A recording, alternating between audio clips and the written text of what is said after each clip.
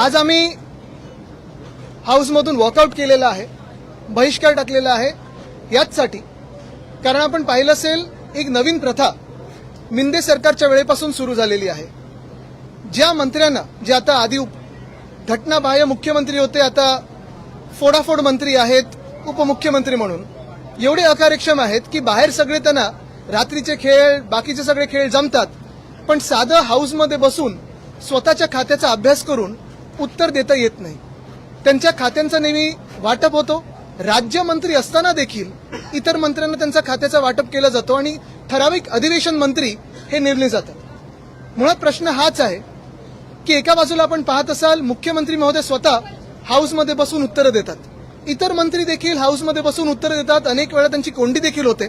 आम्ही प्रश्न तसे विचारत असतो, जनतेचे प्रश्न विचारत असतो, पण हे सगळं झालं तरी उत्तर द्यायला ते तिथे बसलेले असतात.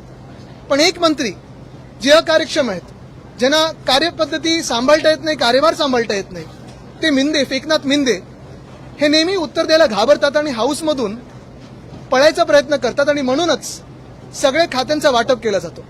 आज आम्ही आक्षेप घेतल्यानंतर पुन्हा एकदा जे अध्यक्ष आहेत राहुल नार्वेकरजी यांच्याकडून उत्तर 2019ला असं झालं, 2020ला असं झालं, हे खोटं आहे. कधीही 2020 मध्ये असं झालं नाही, 2019ला असं झालं नाही. कुठच्याही मंत्र्यांनी किंवा मुख्यमंत्र्यांनी असा पळवाट काढला नव्हता.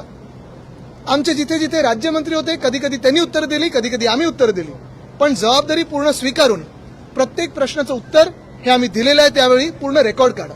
आणि म्हणून आमची हरकत दोन्ही गोष्टीला. पहिली हरकत ह्या गोष्टीला आहे की जे अकार्यक्षम उपमुख्यमंत्री आहेत, जे सगळे बाकीचे बाहेर खेळ खेळत असतात, पैशाचे खेळ खेळत असतात, त्यांनी स्वतःची खात्याची जबाबदारी घेऊन जी खाती त्यांनी घेतलेली आहेत, मागून घेतली आहेत, हट्ट करून घेतली आहेत, रडून घेतली आहेत, ही खाती त्यांनी त्याची जबाबदारी घेऊन त्याचं उत्तर द्यावं. हाऊसमध्ये आम्ही जे प्रश्न विचारतो ते काय आमचे पर्सनल प्रश्न नसतात, हे आम्ही जनतेचे प्रश्न विचारतो, महाराष्ट्राच्या जनतेचे प्रश्न विचारतो. आणि दुसरं म्हणजे जे अध्यक्षांनी खोटं बोललेले आहेत, चुकीचं बोललेले आहेत की 19 आणि 20 मध्ये पण असं होत होते, ते रेकॉर्डवरनं काढावं. उगाच त्या खुर्चीवर बसून त्यांनी घाणेरडं राजकारण करू नये.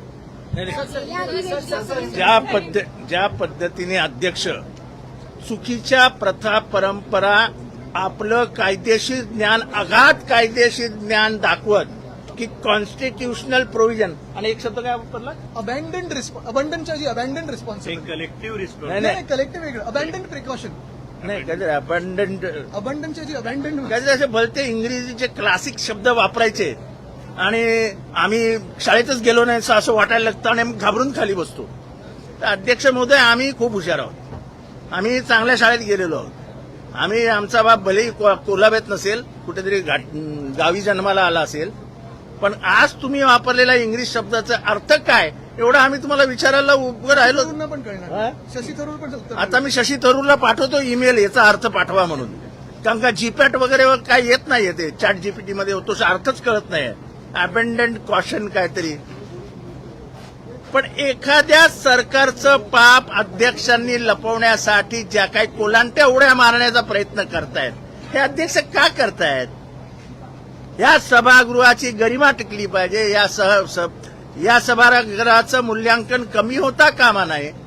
हे सभागृह महाराष्ट्राची इज्जत इब्रत राखणार आहे, तिथेच महाराष्ट्राच्या एकंदर चारित्र्यावरती, त्याच्या राजकीय चारित्र्यावरती, कर्तृत्वावरती बलात्कार होतोय. तुम्हाला दिसत नाही?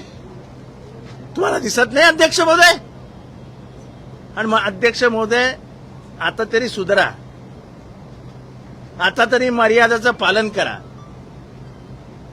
केवळ आपल्या हातात कायदा आहे आणि आपली 4-2 कर्म होतात म्हणून जर तुम्ही सभागृहात चालवणार असाल तर महाराष्ट्राला तुम्ही चुकीच्या मार्गावर घेऊन जात आहात.